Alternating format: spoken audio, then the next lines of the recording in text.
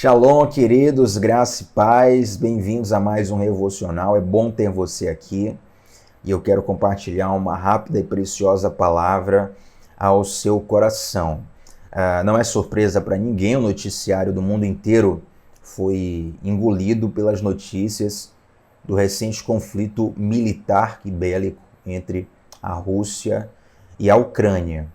Os nossos devocionais sempre ficam salvos, então pode ser que alguém esteja assistindo depois. Então, para título de informação, nós estamos transmitindo aqui segunda-feira de manhã, 28 de fevereiro de 2022, tá?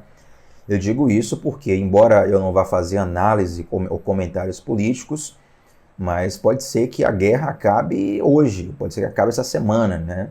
Até onde me consta, tem uma reunião, uma tentativa de acordo de cessar-fogo entre as duas nações para os próximos dias. Como pode ser que se alongue também? Não sei. Meu desejo, nosso desejo, creio eu, de qualquer pessoa sensata, é um desejo pela paz, é um desejo pelo cessar-fogo, para que as coisas sejam resolvidas e vidas inocentes sejam poupadas. Agora, é interessante pensar, gente, que o Brasil ele não tem uma cultura bélica, né? O Brasil ele se envolveu em poucas guerras externas.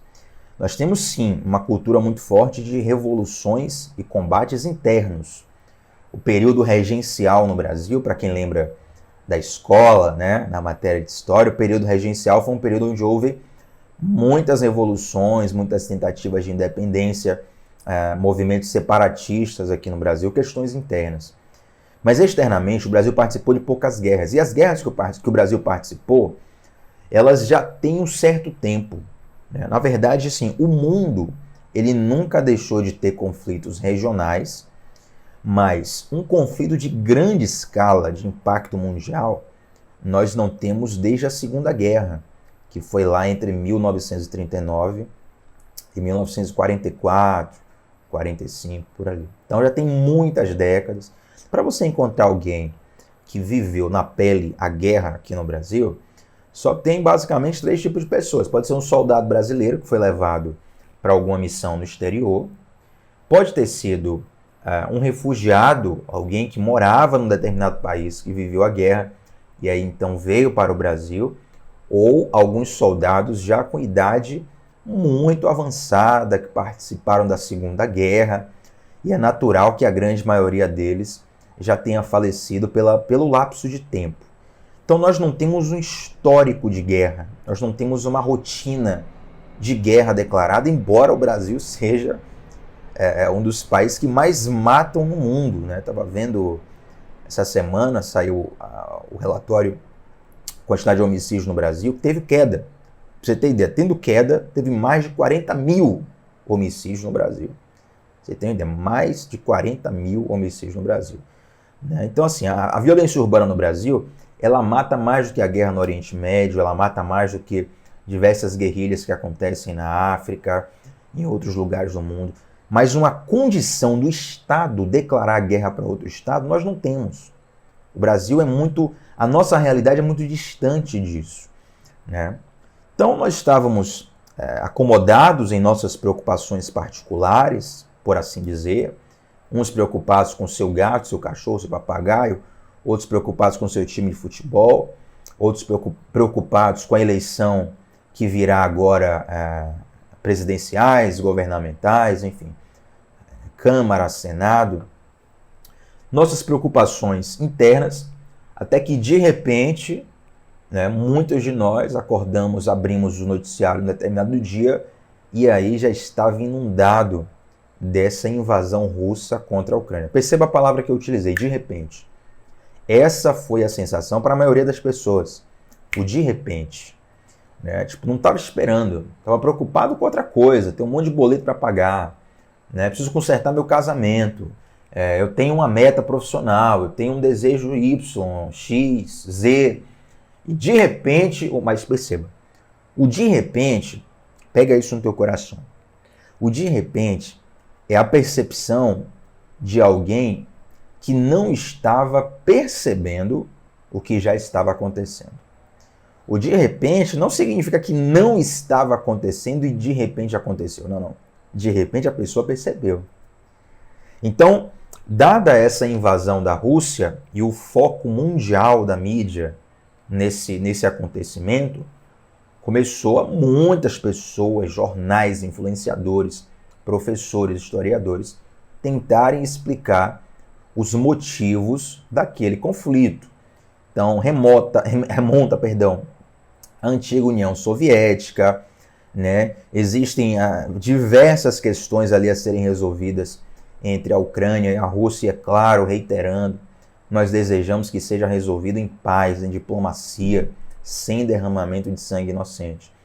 Mas esse fato, ele nos levou ao noticiário, nos levou aos livros de história, nos levou aos comentários dos especialistas, ao ponto de que nós, então percebi que não era de repente.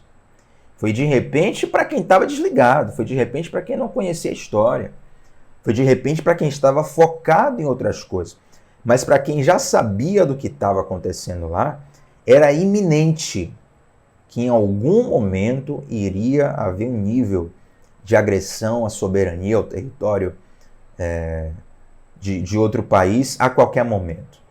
Por que eu falo isso, gente? Porque nas redes sociais, nesses últimos dias, estouraram muitas tentativas de descobrir qual profecia se cumpriu, em qual ponto de Apocalipse nós estamos. E claro, um dos versículos mais espalhados nas redes sociais, você deve ter visto na sua, é Mateus 24, o texto que nós chamamos, e a Bíblia chama, na verdade, o princípio das dores. A Bíblia, normalmente, as Bíblias vêm com esse título, né? Em Mateus 24, é claro, é um título que o editor coloca depois, mas é o texto do princípio das dores, onde ali estão registrados vários sinais que poderiam ser identificados como a proximidade da volta de Cristo. E, gente, só uma observação, aqui no Revocional nós temos uma palavra mais pastoral, uma coisa mais para a gente chorar junto, compartilhar a palavra junto de modo leve, né? Não é um estudo aprofundado. Se a gente deixa para o discipulado, a gente deixa para as pregações na igreja local, para um outro momento específico, mas aqui é uma palavra leve, então não vou aprofundar ultra teologicamente. Mas Mateus 24 é o capítulo que está registrado o versículo que você mais ouviu essa semana. E ouvireis de guerras e rumores de guerras como um dos sinais da volta de Cristo. O que é que essas pessoas estão querendo dizer? Elas postam um versículo para dizer o seguinte: olha, estamos na iminência de uma terceira guerra mundial. E esse pode ser um dos sinais da volta de Cristo. E algumas pessoas, inclusive, até acabam fazendo uma espécie de terrorismo gospel, né? Eu não compactuo com isso. Eu entendo que a observação profética do fim dos tempos, ela não pode ser pautada nesse terrorismo. Na verdade, as pessoas que fazem essa espécie de terrorismo, eu não estou generalizando, as pessoas que fazem essa espécie de terrorismo são pessoas, na verdade, que estão dentro desse de repente, né? Estavam desligadas, o mundo na completa paz, pessoa focada ali em postar uma foto no Instagram, uma hashtag, receber um like, fazer a próxima grande viagem, enfim, né? Se cuidar da sua própria vida particular ali, de repente ele percebeu que a vidinha dele era muito simples, muito pequena, e ele tinha mais coisas para se preocupar. Então, na verdade, não quero generalizar, mas houve um terrorismo gospel em cima disso, e muitos desses versículos eles são mal compreendidos, principalmente o trecho que praticamente fecha essa gama de sinais que Jesus deixou para nós em Mateus 24. Vamos ler aqui, gente, Mateus 24, do 42 ao 44, que diz assim, ó: portanto, vigiem, pois não sabem em que ocasião o seu Senhor virá. Entendam isto: se o dono da casa soubesse exatamente a que horas viria o ladrão, ficaria atento e não permitiria que a casa fosse arrombada. Estejam também sempre preparados, pois o Filho do Homem virá quando menos esperam. Gente, Jesus ele traça alguns acontecimentos que servirão como sinais da proximidade da sua volta, e ele termina com esse trecho. Quem aqui, coloca no chat aí, gente, quem aqui já ouviu a frase Jesus virá como um ladrão? Quem já ouviu essa frase? Coloca no chat aí.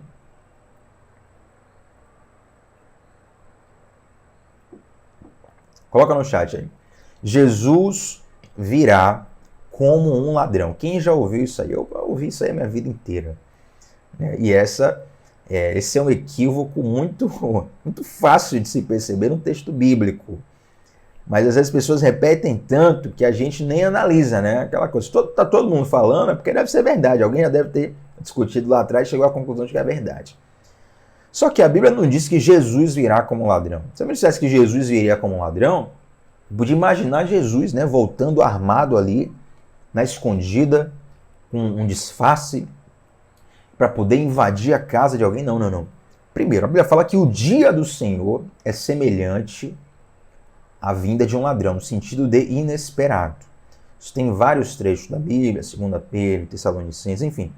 Mas nesse texto, é interessante que Jesus fala, primeiro, perceba, o dia do Senhor, não é Jesus que virá como ladrão, é o dia do Senhor. A volta de Cristo, ela tem um aspecto do assalto do ladrão. Que aspecto? Esse é o aspecto da surpresa.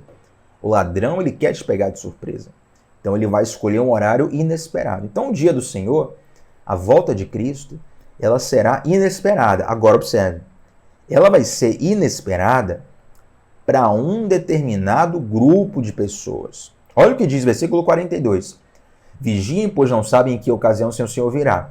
43, entendam isso. Se o dono da casa soubesse exatamente que horas viria o ladrão, ficaria atento e não permitiria que a casa fosse arrombada. Aí, versículo 44, conselho. Estejam também sempre preparados. Então, o que é que Jesus fala para os seus discípulos, para a sua igreja?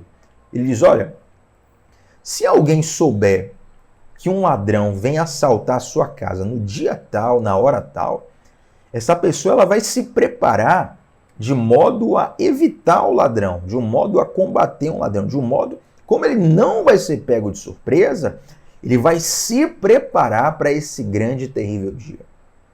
Da mesma forma, quando Jesus deixa esses sinais em Mateus 24, ele está deixando esses sinais para que nós possamos estar preparados para esse dia. E estar preparado não diz respeito a saber qual é o dia, qual é a hora, a cravar que data Jesus vai voltar, que data o mundo vai acabar, não é isso. Mas é ter um estilo de vida, pega isso aqui nós vamos fechar isso aqui, o Revolucional.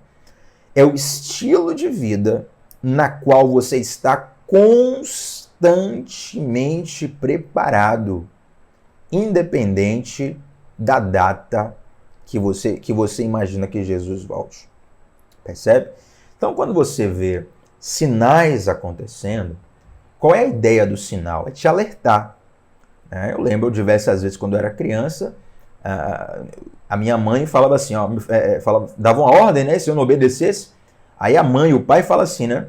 Olha, eu vou avisar pela última vez, faça tal coisa, senão eu vou te castigar. Naquele momento, o desejo do pai e da mãe não é castigar. O desejo do pai e da mãe é trazer um alerta, falar, você está na iminência de um castigo. Então, tome postura. Mude sua atitude, faça o que tem que ser feito. Da mesma forma, quando Jesus nos deixa os sinais, gente, não é porque ele quer nos castigar ou porque ele quer tocar o terror na nossa mente. Sabe? Tem gente que está com síndrome do pânico. Tem gente que está com níveis de ansiedade completamente alarmantes por conta disso aí. Mas a ideia de Jesus é dizer, olha, estejam também, versículo 44, estejam também sempre preparados. O que é o estejam também sempre preparados? Tenha um estilo de vida na qual, independente, Jesus volta de manhã, você tem um estilo de vida de salvação. Jesus volta de tarde, você tem um estilo de vida de salvação.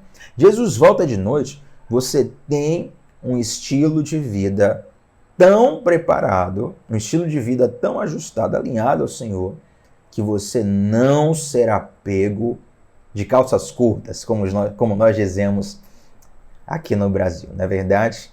E para encerrar, esses dias até eu coloquei no meu Instagram, @tbatista9, quem quiser estar lá para ler o texto, a seguinte pergunta: Jesus está voltando, isso te dá esperança ou medo? Eu percebi muitas pessoas desesperadas, com a iminência de uma terceira guerra mundial, com a iminência do fim do mundo, com a iminência da volta de Cristo. Mas o que eu quero te dizer é o seguinte: Jesus está voltando para nós todos os dias.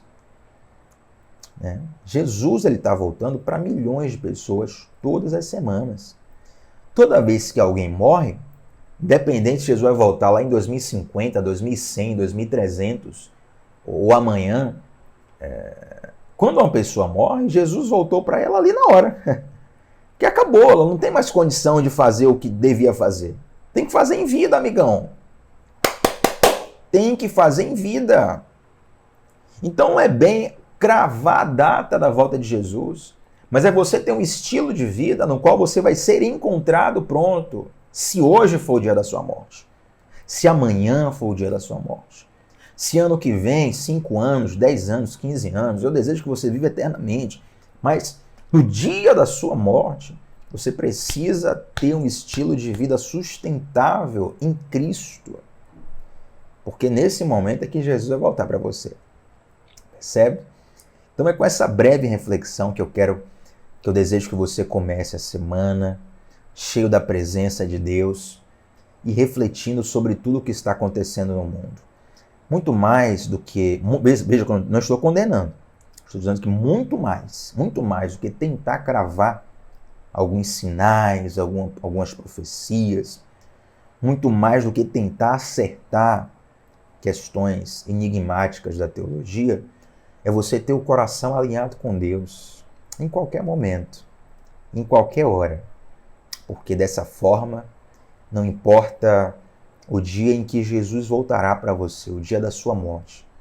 Não vai importar o dia do final da sua vida, mas você vai estar preparado conforme a direção e o conselho de Jesus. Se eu tenho um conselho para te dar nessa manhã, é que você aproveite esses dias, essa atmosfera de incerteza para verificar o que é que está desajustado na sua vida e trazer o teu coração para perto do coração de Jesus.